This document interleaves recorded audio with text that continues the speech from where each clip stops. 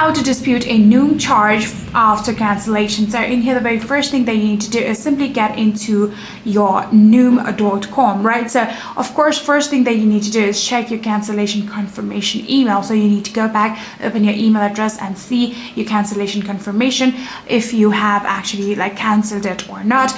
Then after doing that, you can actually contact the Noom support via your via their support web. So for that, you can get into Noom.com and you can simply tap on the menu bar right here. You can actually get the option of support right here. Simply tap on support, and then from there you'll be able to contact them.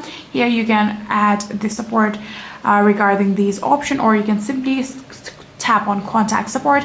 From there you will be able to like simply contact them, and then you can submit proof of cancellation prior the renewal charge to receive refund. And just like that, I'm pretty sure you'll actually be getting your refund within 5 to 10 business days. So yeah, that is it.